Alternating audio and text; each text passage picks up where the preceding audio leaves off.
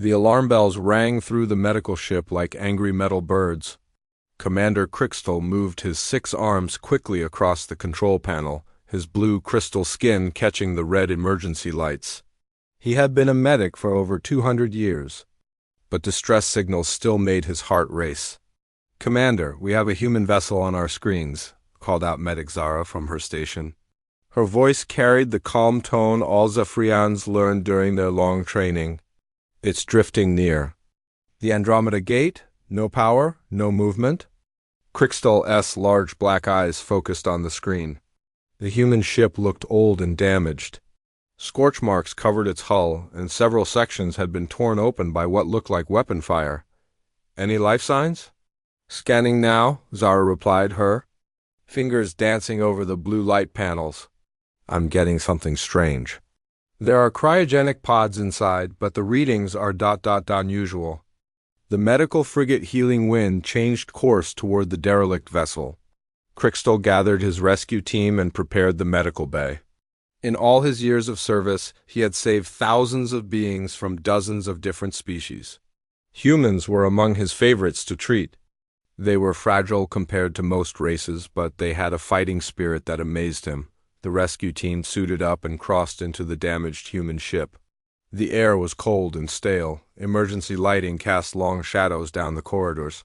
Crystal led the way, his medical scanner beeping softly as it searched for life signs. "This way," he said, following the scanner's signals. They moved through twisted metal hallways until they reached a sealed chamber. Inside, 3 cryogenic pods sat. In a row, 2 were dark and empty. The third glowed with a soft blue light. "One survivor," announced Medic Joran, checking his instruments. "Human male, stable condition." The pod kept him alive, but just barely. Crystal approached the active pod and looked through the clear cover. What he saw made him freezing complete. Shock. His scanner fell from his hand and clattered on the floor. The face looking back at him was one he had seen in his dreams for 60 years. Strong jaw, brown hair, a small scar above the left eyebrow. Even the tattoo on the man's left shoulder was exactly the same, a pair of wings with the words "Never Forgotten" written beneath them. "Jake Carter," Crystal whispered, his voice barely audible. "Commander, do you know this human?" Zara asked. Moving closer to examine the pod's readings, Crystal could not answer. His mind was racing back to a battlefield moon called Kepler 442b. He remembered the smoke and fire, the screams of wounded soldiers, and the young human who had died in his arms. Jake Carter had breathed his last breath while Crystal held him, promising to remember his sacrifice, but that was 60 years ago. This man in the pod looked exactly the same age as the soldier who had died. Not a day older, not a single new line on his face. "Begin the revival process," Crystal finally managed to say. "Carefully monitor everything." The team worked quickly and efficiently. They had revived thousands of beings from cryosleep over the years, but Crystal watched every reading, every heartbeat, every breath. As the pod system slowly brought the human back to consciousness, Crystal's own hearts pounded in his chest. The man's eyes opened slowly. They were the same deep brown eyes Crystal remembered. Jake Carter looked around the pod with confusion, then up at the faces staring down at him. When his gaze met Crystal's, there was no recognition there. "Where am I?" Jake asked, his voice hoarse from the long sleep. "What happened to my ship?" "You are safe," Crystal said gently. "You are aboard a Zephyrian medical vessel. I am Commander Crystal. We found your ship drifting in space." Jake tried to sit up, but the revival process had left him weak. "How long was I out?" "It feels like I just went into the pod yesterday." He looked around at the alien faces surrounding him. "Are you the ones who attacked us?" "Attacked you?" Zara asked, checking her medical scanner. "We are medics. We heal, we do. Not attack." "The pirates," Jake said, rubbing his forehead. "We were carrying cargo to the outer colonies when pirates hit us. My crew told me to get in the emergency pod while they tried to fight them off." His eyes widened with sudden worry. "My crew, are they alive? Did you find them?"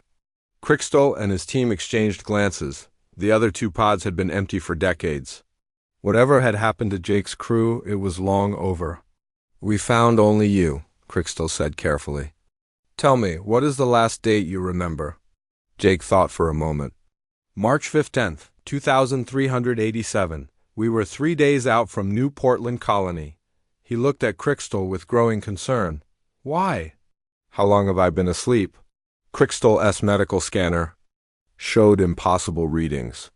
The man's genetic markers, his cellular structure, even his dental records, everything matched the Jake Carter who had died 60 years ago.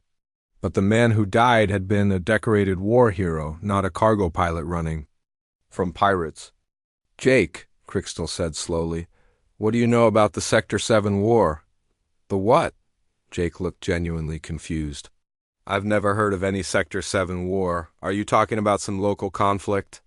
The impossible nature of the situation hit Crystal like a physical blow. The Jake Carter he had known was famous throughout the galaxy. History books told of his heroic last stand against the Vorthic Empire. Children learned his name in school. Monuments had been built in his honor, but this Jake Carter had never heard of the war that had defined his life and death. Commander, Zara said quietly, his medical readings are stable, but there's something you should see. She handed him her scanner. His genetic signature is perfect. Too perfect. I've never seen cellular structure this precise in a natural-born human. Crystal studied the readings. Zara was right. Human genetics were always slightly messy, with tiny variations and imperfections that came from natural birth and aging. But Jake's genetic code was flawless, as if it had been designed rather than evolved. I need to contact my family, Jake sighed, trying to stand. My parents will be worried sick. And my girlfriend Lisa, she's probably going crazy wondering what happened to me.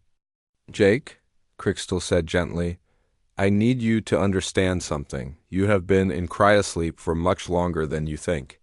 The current date is July 12, 2447. Jake stared at him. That's impossible. That would be 60 years. He laughed, but there was no humor in it. You're telling me I've been asleep for 60 years? I'm telling you that, yes. But Jake, there is something else, something much more difficult to explain. Crystal moved closer, his 6 arms gesturing calmly. You and I have met before. 60 years ago, during the Sector 7 war, you died in my arms on the moon of Kepler 442b. Jake's face went pale. That's not possible. I've never been to any moon called Kepler 442b. I've never been in any war. I'm a cargo pilot, not a soldier. Your name is Jake Carter. You have a tattoo on your left shoulder that says, Never Forgotten. You have a scar above your left eyebrow from a childhood accident. You were born on Earth Colony 7, Crystal recited the details he had memorized from 60 years of remembering a dead hero. Jake touched his scar unconsciously. How do you know all that? Because I knew you before. I held you as you died. I promised to remember your sacrifice.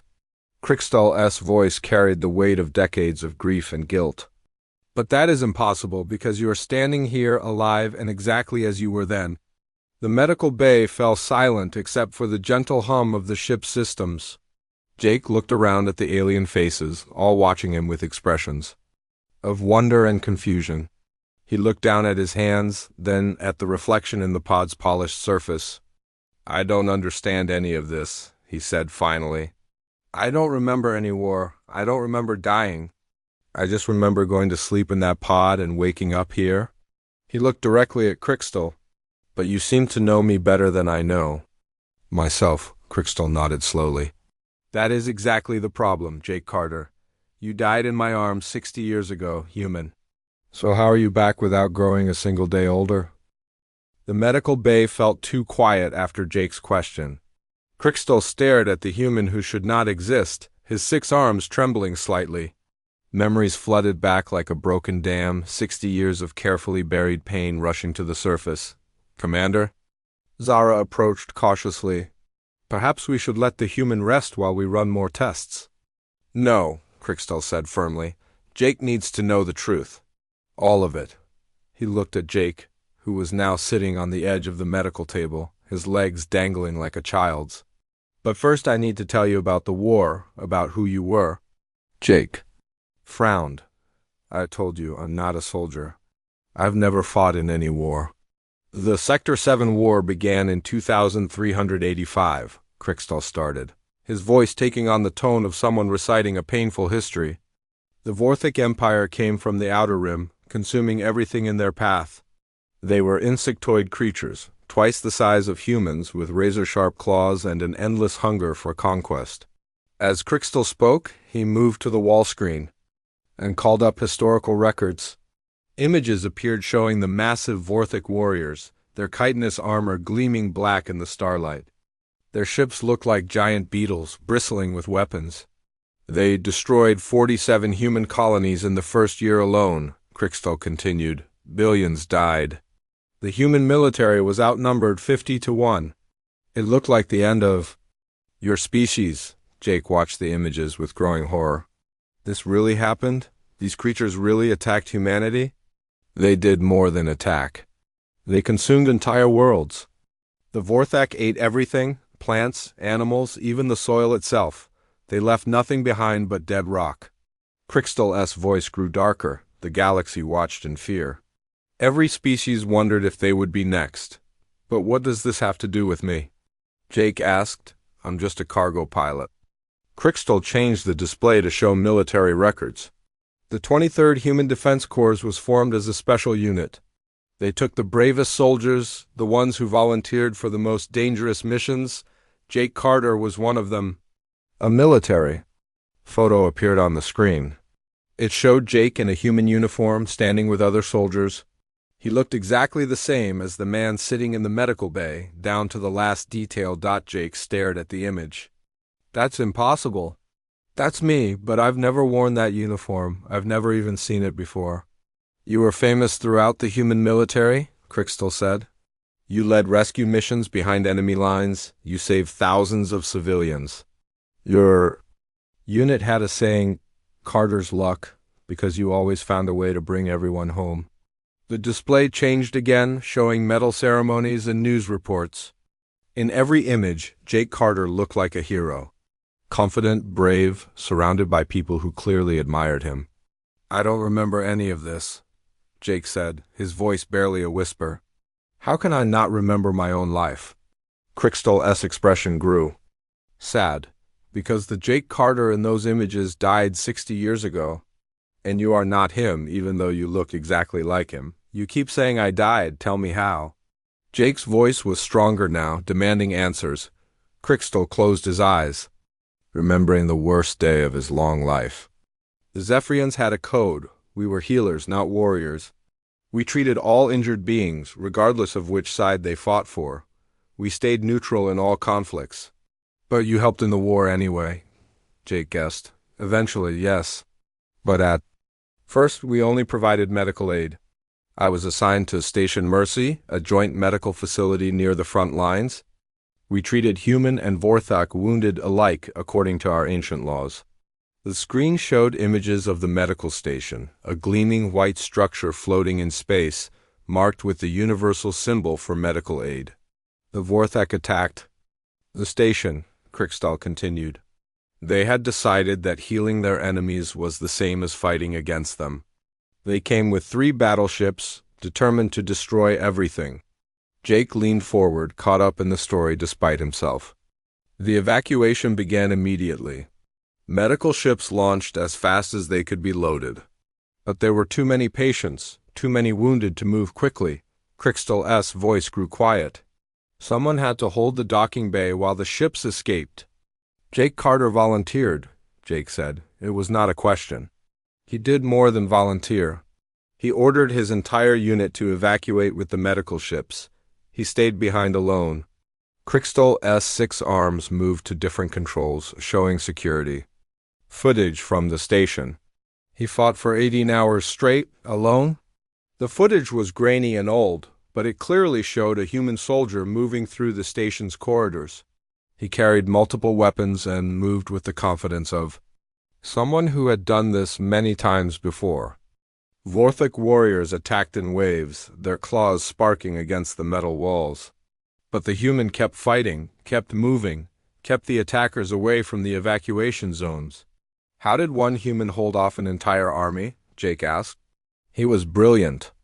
At tactics, he used the station's own systems against them. He sealed blast doors to channel the Vorthak into kill zones. He overloaded power cores to create explosions. He turned the medical station into a fortress. Krikstal's voice carried grudging admiration, but mostly he just refused to give up. The footage showed Jake Carter's final stand. He was wounded, bleeding, his uniform torn, but he kept fighting until the last medical ship was clear. Only then did he collapse. I found him in the main corridor, Krikstal said. He was dying, but he was still conscious. He asked me if everyone got out safely. When I told him yes, he smiled. What did he say? Jake asked quietly. He said, "Good, that's what we're here for." To make sure everyone else gets home. Then he closed his eyes and died. Krikstal's voice broke slightly. I held him for an hour before the rescue ships arrived. I promised him I would remember his sacrifice. The medical bay was silent except for the hum of machines.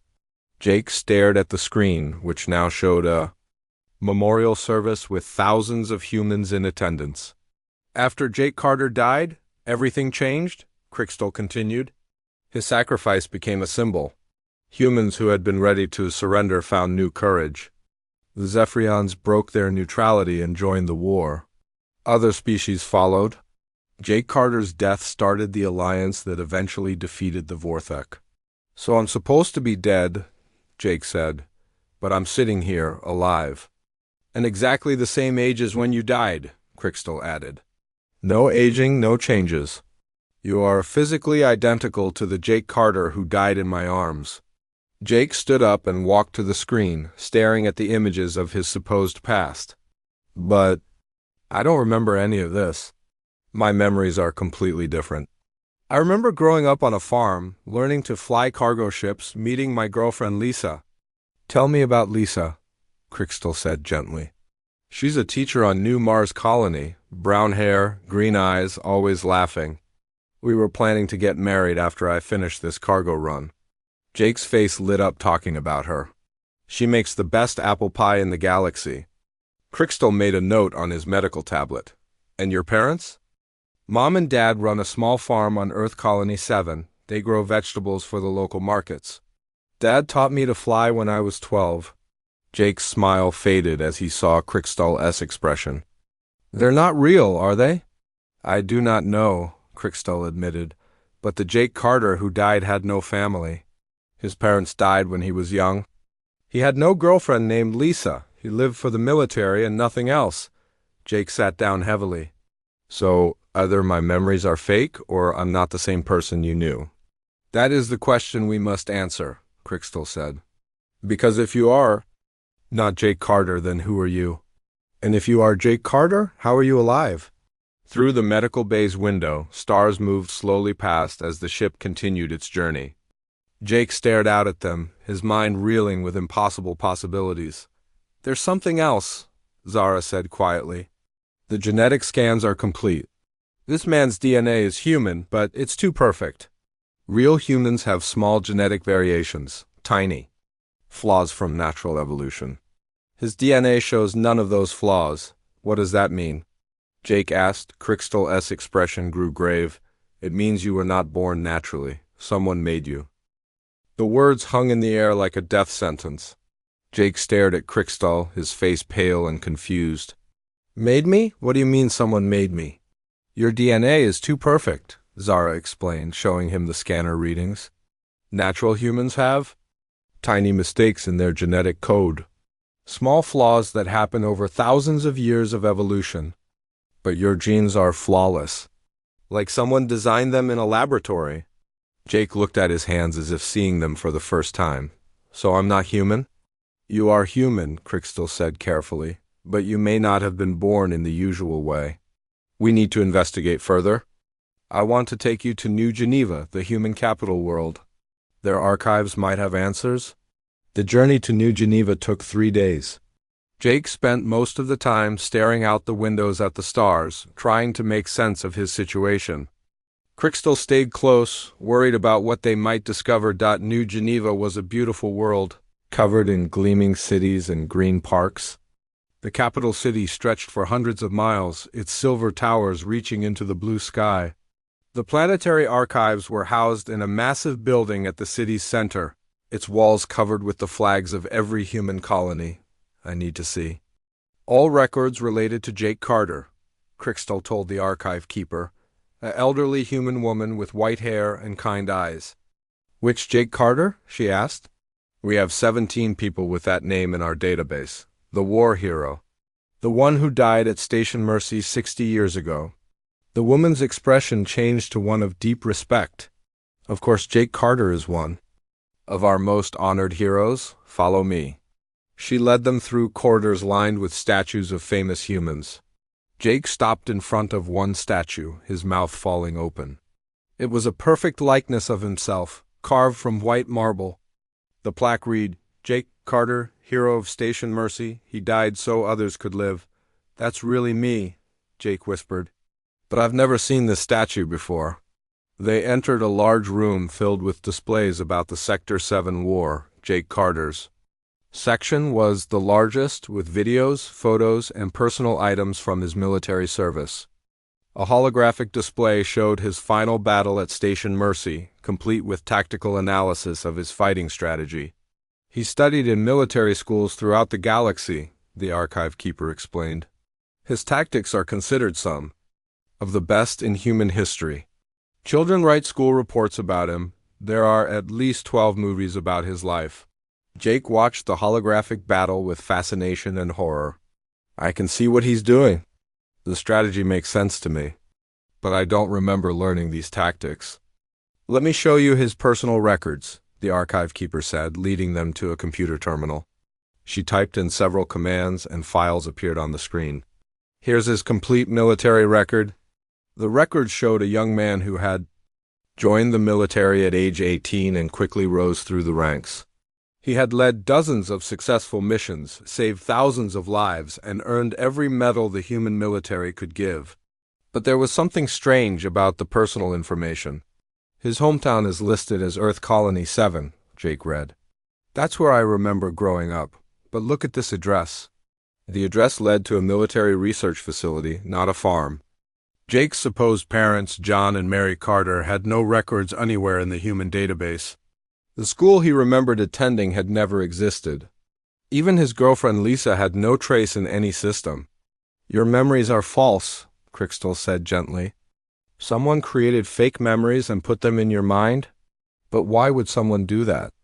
Jake asked. Why give me a fake life? The archive keeper looked confused. I'm sorry, but why are you asking about Jake Carter as if you don't know these things? You look exactly like him, but that's impossible. He died 60 years ago. That's what we're trying to figure out, Crystal explained.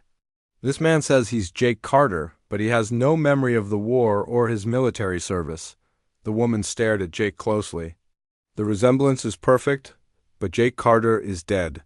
I attended his funeral myself. Half the galaxy was there.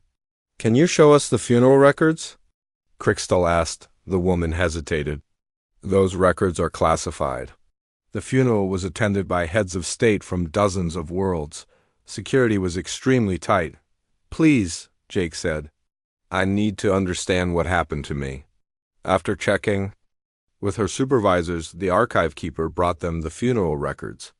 The ceremony had been massive, with over 1 million people attending, but something was wrong with the records. The body was never shown, Crystal noticed.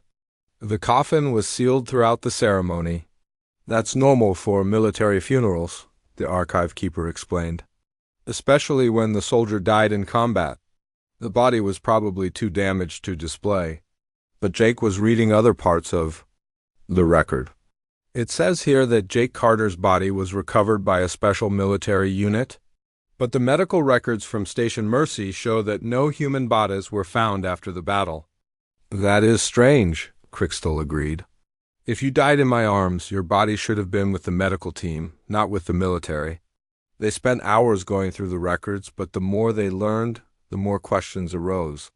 Jake Carter had been a perfect soldier with no personal life and no family. His body had been recovered by a military unit that had no official records.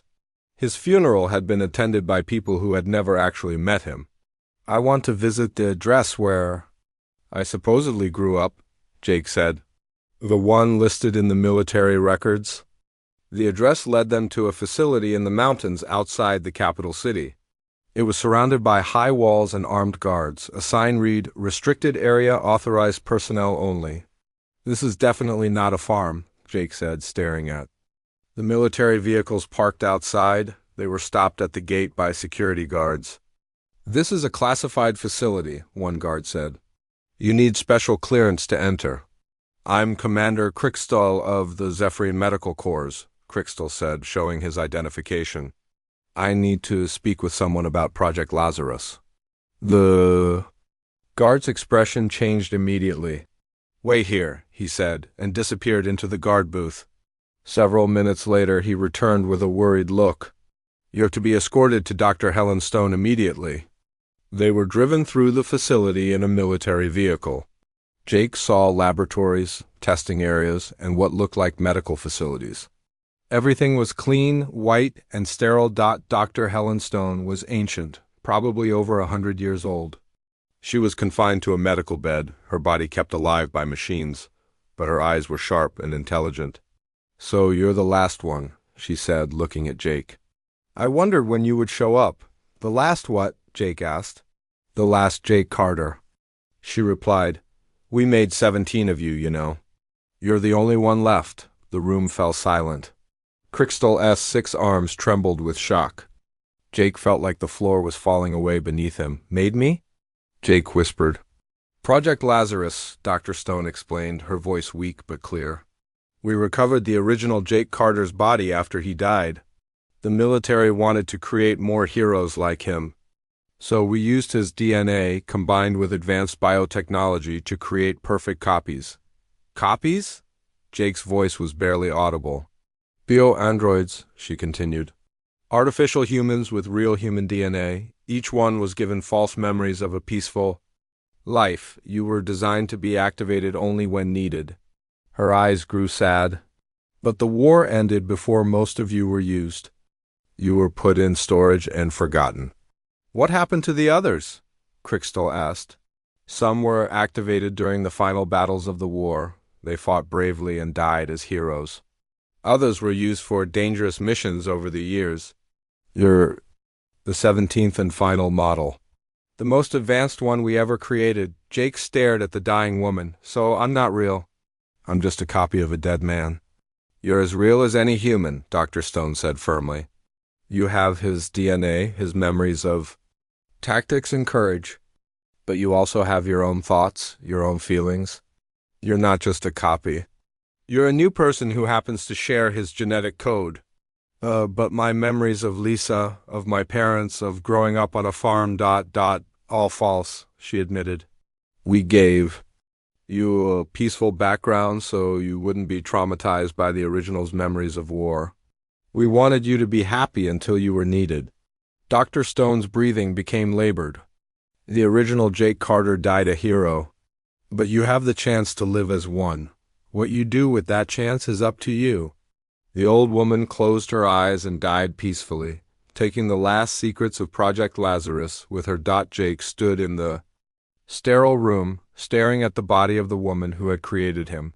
He was not the hero everyone thought he was. He was an artificial being with fake memories and a borrowed identity. "What am I supposed to do now?" he asked Crickstall. "Whatever you choose," Crickstall replied. "You may be artificial, but your choices are your own. You can decide who you want to be." Outside the facility, Jake looked up at the stars. Somewhere out there, people still remembered the original Jake Carter as a hero. But now he knew the truth. He was not that hero. He was something else entirely. The question was, what would he become? Jake sat on the edge of his bed in the guest quarters aboard the Healing Wind, staring at his hands. 3 days had passed since Dr. Stone's revelation, but he still could not accept what he had learned. Everything he believed about himself was a lie. His childhood, his parents, his girlfriend Lisa, none of it was real. "You have not eaten today," Crystal said, entering the room with a meal tray. Zephyrian's 6 arms moved carefully as he set the food down. Your body needs nutrition, even if it is artificial. Don't call it artificial, Jake said quietly. I may be fake, but this body feels real enough. Crystal sat down across from him. You are not fake, Jake. You are different, yes, but you think, you feel, you make choices. That makes you real. Do I really make choices? Jake asked. Or him. I just following programming? Maybe everything I think and feel is just code written by Dr. Stone and her team. The original Jake Carter chose to sacrifice himself for others? You have the same genetic code, the same capacity for courage, but you also have something he did not have. What's that? The knowledge of what sacrifice truly costs. You know, that heroism leads to death and pain. Yet you can still choose to help others, knowing the price. Crystal's black eyes were kind but serious. That may make you stronger than the original. Jake picked at his food without enthusiasm. Everyone expects me to be him. The great hero Jake Carter, but I'm not him. I'm just a copy with fake memories. And borrowed DNA. A soft alarm sounded throughout the ship. Crystal's communication device activated, and Zara's voice came through clearly. Commander, we're receiving emergency broadcasts from the Outer Rim. Multiple colonies are under attack. Crystal and Jake hurried to the bridge. The main screen showed a map of the galaxy with red warning symbols flashing across the outer territories. News reports played from different worlds, all telling the same terrifying story. The Vorthak have returned, announced a human news reporter, her voice shaking with fear. But they're different now. Larger, more aggressive, and their weapons seem to be immune to our defenses. The screen showed footage of the new Vorthak forces. They were twice as large as the ones from 60 years ago, their black armor now glowing with strange energy patterns. Their weapons cut through human ships like paper. How is this possible? Zara asked. The Vorthak were defeated. Their empire was destroyed. They evolved, Crystal said grimly. Some of them must have survived in the deep space between galaxies. They spent 60 years changing, growing stronger. Another report came in from New Mars Colony. We're evacuating all civilians, but the Vorthak ships are too fast. They're destroying our evacuation vessels before they can escape. We need help immediately. Jake watched the reports with growing horror. New Mars Colony? That's where Lisa lives. My girlfriend. He stopped himself. Where I remember her living. Even if she's not real, there are real people there who need help. The Galactic Council is meeting in emergency session, another reporter announced. But early. Reports suggest they're divided on how to respond. Some species want to negotiate, others want to fight, and many are simply fleeing to safety. Just like 60 years ago, Crystal muttered. Fear makes them paralyzed. More emergency signals came in. The Vorthak were attacking on dozens of fronts. Simultaneously. Human colonies, Zephyrian medical stations, even neutral trading posts were being destroyed. But this time, the attacks were more systematic and brutal. They're not just conquering, Jake observed, studying the attack patterns. They're eliminating every trace of the species they defeat, complete extermination. Crystal looked at him sharply. How do you know that? Jake stared at the tactical display, pieces of information clicking together in his mind. I can see their strategy. They're not spreading their forces thin like before. They're concentrating on total destruction of one area before moving to the next. He paused, surprised by his own insight. How do I know this? The original Jake Carter was a brilliant tactical mind, Crystal explained. That knowledge is part of your genetic memory. But I don't want to be a soldier, Jake said. I never chose this. The communication system activated again. This time, it was an official broadcast from the Human Military Command. All retired military personnel are ordered to report for immediate duty. All civilian vessels capable of combat are being requisitioned. The Human Defense Fleet is mobilizing for total war. A special message followed. We are specifically requesting the assistance of any surviving members of the 23rd Defense Corps. Their expertise with Vorthak tactics is desperately needed. Jake felt a chill run through him. They're asking for me. But I'm not really a member of the 23rd Defense Corps. You have the same knowledge and abilities, Crystal pointed out. You could help them. I could also get people killed. What if I make the wrong decision? What if I'm not as good as the original? Before Crystal could answer, an urgent message came through on the emergency channel. It was from Admiral Beth Rogers of the Human Fleet.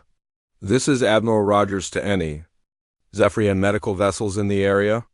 We have reports that Jake Carter has been found alive. If this is true, we need him immediately. The Vorthek are using new bioweapons that we don't understand.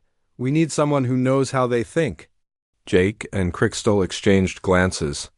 The galaxy was calling for Jake Carter, the hero, but all they had was Jake Carter, the copy. What do I do? Jake asked. That is your choice to make, Crystal replied. But I will tell you something. The original Jake Carter was brave, yes. But he was also terrified. I saw the fear in his eyes when he chose to stay behind at Station Mercy. Courage is not the absence of fear. It is choosing to do what is right despite the fear. Another message came in, this one from New Mars Colony. The voice was weak and filled with static. This is New Mars Colony to any ships in the area. We're under heavy attack. The evacuation is failing. Thousands of civilians are trapped. We need immediate assistance. Jake closed his eyes, thinking of Lisa, even if she wasn't real. Even if his memories of her were fake, there were real people on that colony who needed help. Real families with real children who would die if no one came to save them. I'm not the hero everyone thinks I am, Jake said finally. But maybe I don't have to be. Maybe I can just be someone who helps. He turned to Crystal. Can you get us to New Mars Colony? It will be dangerous. The Vorthak fleet is between us and the colony. The original Jake Carter died saving people. If I'm going to have his face and his name, maybe I should try to live up to what those things mean. Crystal smiled, the first time Jake had seen him truly happy. I will contact Admiral Rogers and tell her we're coming. Wait, Jake said. Need to know something first. When you held the original Jake Carter as he died, what did you feel? Crystal's expression grew soft and sad. I felt proud to know such a person. I felt grateful that beings like him existed. And I felt ... double quotes. He hesitated. What? I felt love, Crystal admitted. Not romantic love, but the deep love one feels for someone who represents the best of what people can be. Jake nodded slowly. Do you feel the same way about me? You are not. The same person, Crystal said honestly. But you have the same heart. Yes, I feel the same way about you. Then let's go save some people, Jake said. I may not be the real Jake Carter, but I can try to be the person he would want me to be. The healing wind changed course toward New Mars Colony. Behind them, the Vorthak fleet grew larger and more threatening. Ahead of them, thousands of innocent people waited for rescue. Jake stood on the bridge, watching the stars rush past. He was not the hero the galaxy remembered. He was not even fully human. But he was the only Jake Carter they had, and that would have to be enough. For the first time since learning the truth about himself, Jake Carter felt like he knew who he was. Supposed to be? Not a copy of a dead hero, but a living person who chose to help others, no matter the cost. The real test was about to begin. The healing wind dropped out of hyperspace near New Mars Colony, and Jake's heart sank at what he saw. The beautiful blue and green world was covered in smoke and fire. Vorthak ships, larger and more terrifying than the historical record showed, circled the planet like hungry predators. 37 Vorthak vessels, Zara reported from her station. They're 3 times larger than the old models. And look at those weapons. The Vorthak ships bristled with energy weapons that glowed with a sickly green light. As they watched, one of the weapons fired at an escaping civilian transport. The ship didn't just explode, it dissolved as if the weapon had eaten it from the inside out. Bioweapons, Jake said, understanding flooding through him. They're not just destroying ships. They're consuming them, breaking them down at the molecular level. How do you know that? Crystal asked. Jake studied the weapon patterns, his inherited tactical knowledge working automatically. The energy signature is biological, not mechanical. They've turned their own digestive systems into weapons. Admiral Rogers' voice crackled over the communication system. Healing Wind, this is Admiral Rogers aboard the battleship Thunder. We've lost 12 ships already. These bioweapons cut through our shields like they're not even there. Admiral, this is Jake Carter, Jake said, taking the communication device. I can see what they're doing. Their weapons adapt to whatever they encounter. Each shot learns. From the last one, Carter, is it really you? We thought you were dead. It's a long story, Admiral. Right now we need to focus on getting those civilians out. Where are the evacuation ships, trapped on the planet's surface? The Vorthak have created some kind of energy field that prevents ships from taking off. We can't break through it. Jake closed his eyes, letting his tactical mind work through the problem. Suddenly he understood what the Vorthak were doing. They're not trying to conquer the planet, he said. They're farming it. The energy field is keeping the population trapped, so they can harvest them slowly. Harvest them? Admiral Rogers sounded horrified. The Vorthak have evolved into something worse than conquerors. They've become feeders. They're not just destroying civilizations, they're eating them. Crystal looked at the scanner readings. Jake, if you're right, then fighting them the old way won't work. We need a completely different approach. What do you mean? Jake asked. 60 years ago, the Vorthak were warriors. We defeated them by being better warriors. But if they're now biological feeders, driven by hunger rather than conquest, then we need to find a way to satisfy that hunger without feeding them people. Jake finished. But how? The answer came to him suddenly, a flash of insight that combined the original Jake's tactical genius with his own artificial nature. Crystal, your medical scanners, can they analyze biological systems in detail? Of course. We can scan any living creature down to the cellular level, then scan the Vorthak ships. I need to understand what they've become. While Crystal worked, Jake opened a communication channel to all human ships in the area. All vessels. This is Jake Carter. I need every ship to stop firing immediately. Are you insane, Carter? Admiral Rogers shouted. They're slaughtering us. Trust me, Admiral. Firing at them is only making them stronger. Their bioweapons learn from every attack. The more we fight, the better they get at killing us. Reluctantly, the human fleet stopped their attacks. The Vorthak ships paused, as if confused by the sudden lack of resistance. Scan complete, Crystal announced. Jake, these creatures are in constant pain. Their evolution has turned them into biological weapons, but it's killing them slowly. They're consuming everything because they're starving at the cellular level. They're not evil, Jake realized. They're sick. Their own evolution has trapped them in a cycle of endless hunger. What do we do with that information? Admiral Rogers asked.